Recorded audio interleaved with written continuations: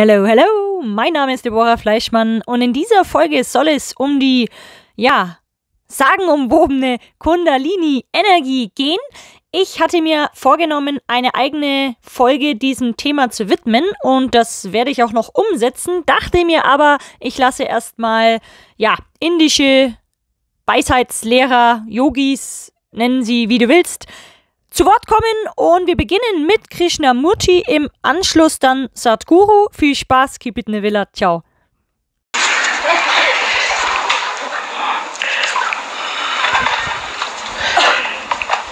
These are the most crazy questions. Will the practice of yoga, as it is being done in Europe and in America, help to bring about a spiritual awakening? Is it true that yoga will awaken deeper energy, which is called Kundalini? May I read it once more? You don't, not necessary? Right? There.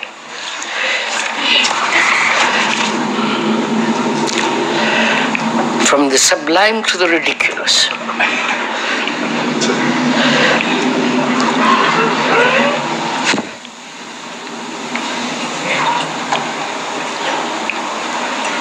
The so-called yoga,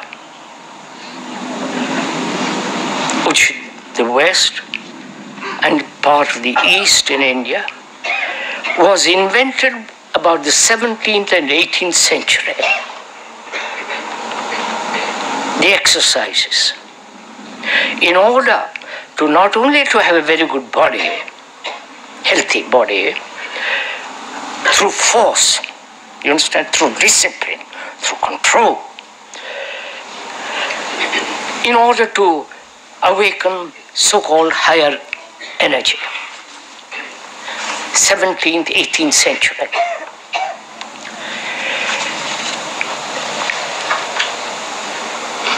The real yoga, which is called Raja Yoga, king of yogas, is to lead highly moral life.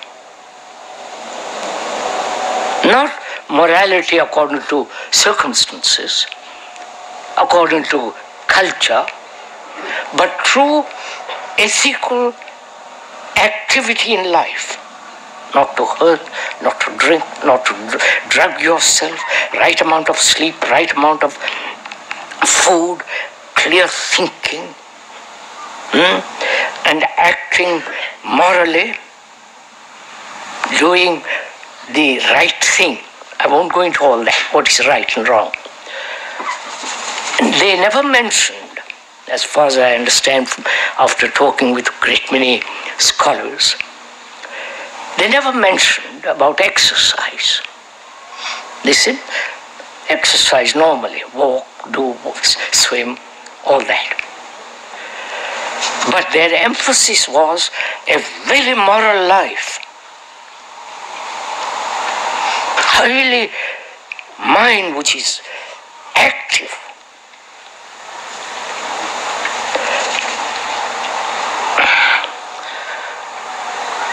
And modern yoga, the meaning of the word, you know, of course, all of you probably know, is, I've talked to the scholars too, and they say it doesn't quite mean that, which is to join. The meaning of the word yoga is to join. Join the higher with the lower, or the lower with the higher. You understand? And modern yoga, I don't know why I'm talking about all this nonsense.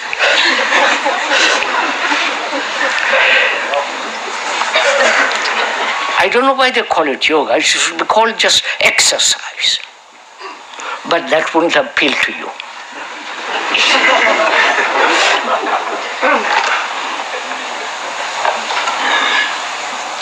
You have to pay money to learn yoga. to breathe properly and all that. Really, you can practice yoga, the exercises of different kinds. The speaker has done some of it for years, taught by the experts. Fortunately, they didn't charge. Because they also thought I was an expert.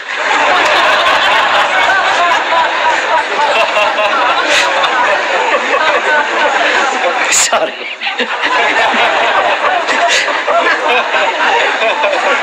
I'm not an expert. And so they soon deserted me.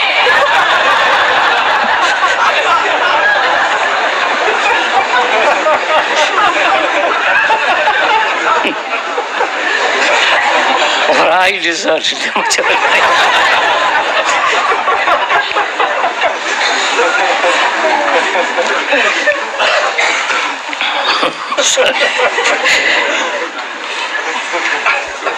So you can do this kind of yoga exercise for the rest of your life. You won't awaken spiritual insight. Nor will the awakening of a higher energy come into being. You know, in the East has word for this called Kundalini. Some of you probably have read or been caught in that word. But most of the people, as far as I've discussed with them, who have gone into this matter very deeply, they're always quoting somebody else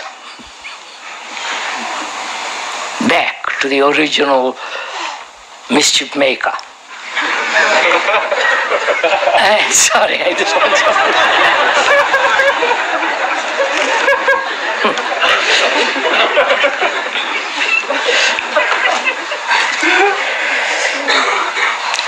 And none of them, please believe me, none of them have awakened this thing.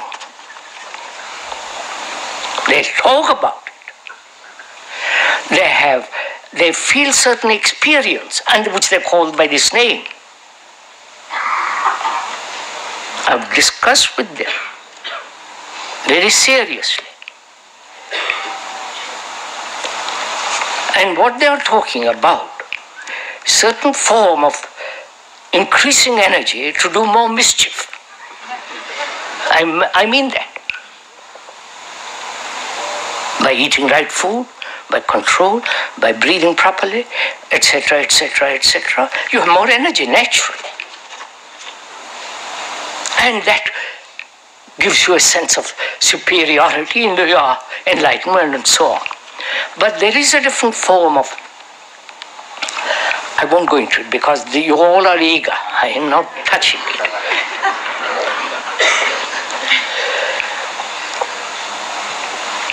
That can only happen when the self is not.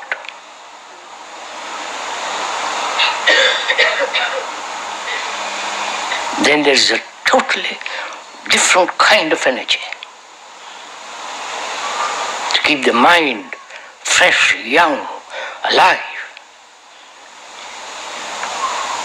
And that can only come when there is absolutely no sense of the self. Right? Obvious reason. Because the self, the me, the center is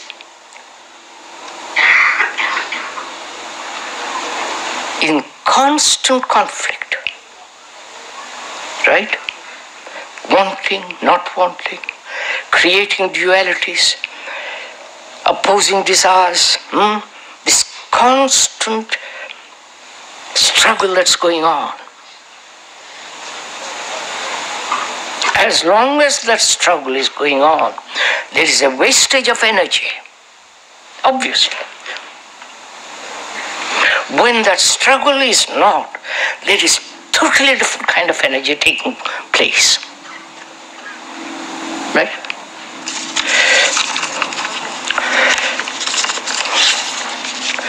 There is a story of a man, of a philosopher or a patriarch. He was a well-known teacher. And a disciple came to him and said, "Master, teach me how to meditate." So he sat up in the right position, and closed his eyes and began to breathe very deeply, trying to capture the higher webs and vibrations and all the rest of it. So the master picks up 2 pieces of stone and rubs them, keeps on rubbing them. And the disciple opens his eyes and says, "Master, what are you doing?" He said, "I'm trying to make out of this stone a mirror so that I can look at myself." And the disciple says, "Master, you can never do that." He said, "In the same way, my friend, you can sit like that and breathe like that forever, but you'll never..." Got it?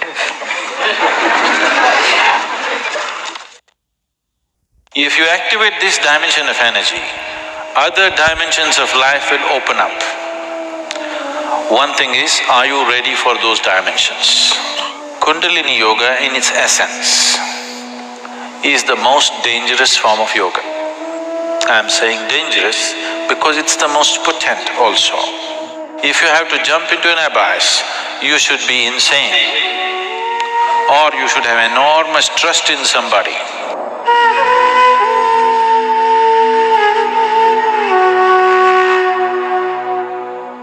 So what is Kundalini? Right now, I'm speaking. This is Kundalini. You are alert and listening. If you are alert and listening, that is Kundalini. A flower is blossoming, that is Kundalini. A dog is barking, that is also Kundalini. Or in other words, the fundamental life force in the existence, we call it Kundalini.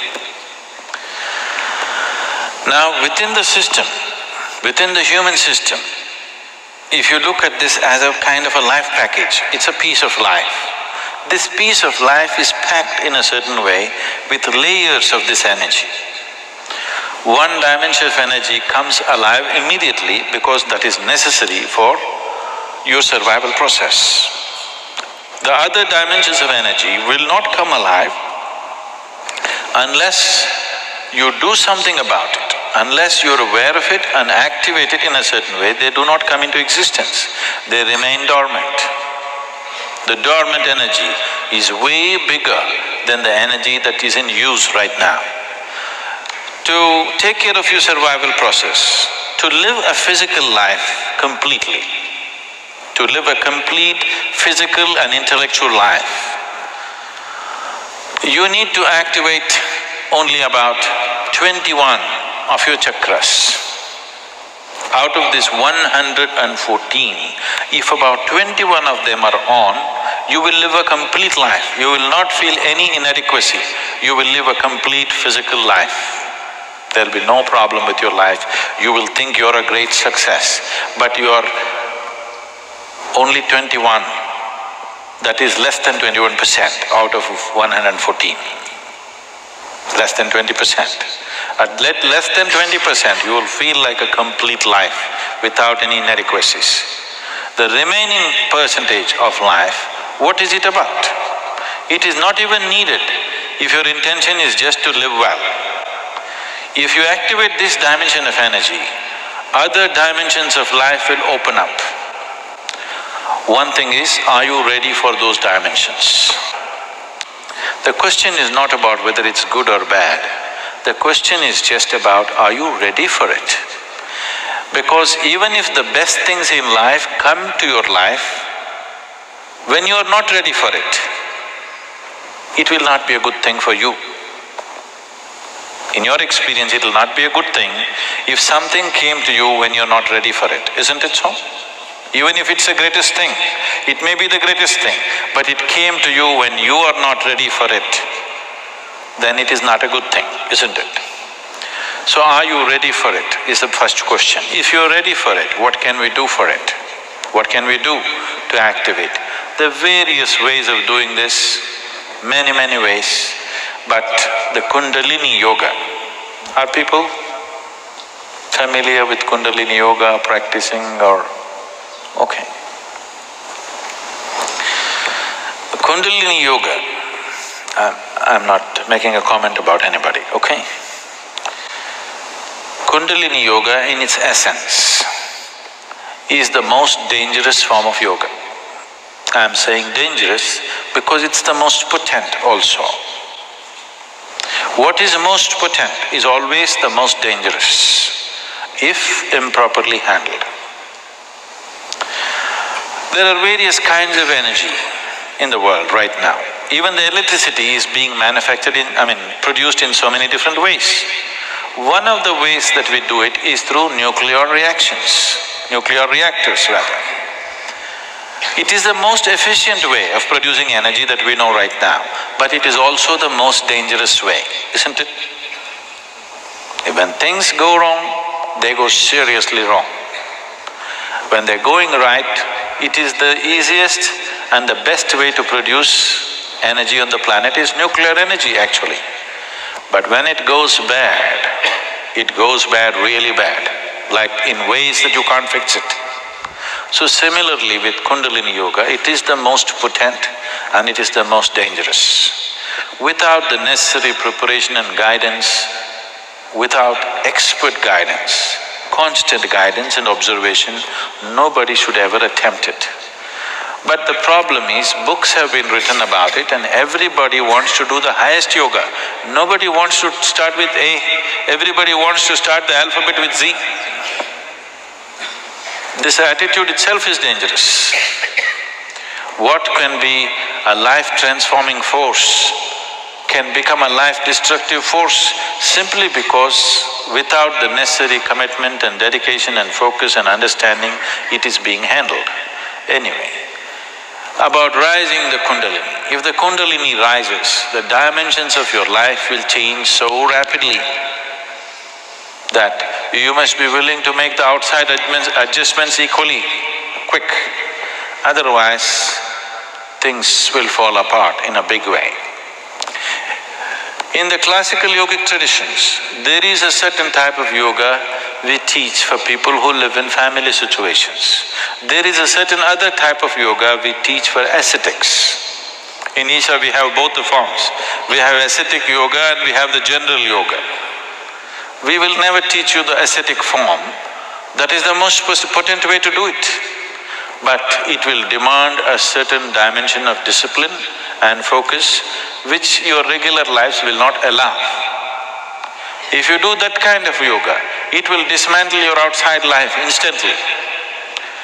Now this yoga is not designed to dismantle your life, this yoga is designed to make your life happen better.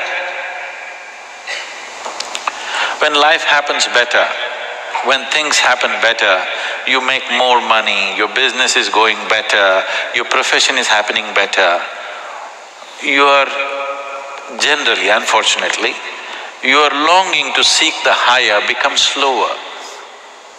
Yes? So in the real sense, it is not the good way to do it, but it's the only way it works in today's world. And it's the only way it works for majority of the people. For a small number of people, we can do it other ways. We can bypass all these things and just do very powerful ways of doing things. But it will dismantle all social structures around them, which is not good for everybody to do. So these are different dimensions. Kundalini Yoga, if it has to be practiced, you must be in a certain kind of atmosphere. You cannot live in social situations and do Kundalini Yoga. Otherwise, in the name of Kundalini Yoga, you're doing something simplistic. Otherwise, Kundalini Yoga can transform the way you are within days. Suddenly you find you are a stranger in your own home within 2 days of practice, because it will change everything about you. So can we raise the Kundalini? Yes, we can. One way is to create a conducive atmosphere so that slowly it rises. The other way is to provoke it in such a way that it raises quickly. If it rises quickly, then everything changes dramatically. If it rises slowly over a period of time, changes will happen slowly. You will be capable of handling these changes over a period of time. But if it happens very quick, then you will not be able to handle the changes. Things will look like things are falling apart. So there are different ways of doing this. How many ways? There are too many ways. I will not go into how many ways. There are so many ways of doing it. Essentially, there are 112 ways of doing it. There are 112 ways in which you can take this up. From the base to… for this you have to know the structure, otherwise it will become very elaborate. Out of these 114 chakras, there are 7 which we recognize as 7 dimensions. Out of this, 6 are within the body, 1 just outside the physical body. So if you employ these 112 methods, you will handle the 6th chakras. The 7th one you cannot handle. There are 112 ways in which you can attain to a chakra which we refer to as Agna. But from Agna to Sahasrara, there is no way. There is no way to do it. You just have to jump into an abyss. If you have to jump into an abyss, you should be insane. Or you should have enormous trust in somebody. Somebody says jump, and you are jumping because you have such a deep trust in somebody that when he says jump, it has to be good for you. You simply jump into a bottomless pit. So, the journey from the Mooladhara to Agna, there are 112 ways to get there. But from there to there, there is no way. It is just one jump that can happen in trust, in devotion, or in madness. Choice is yours.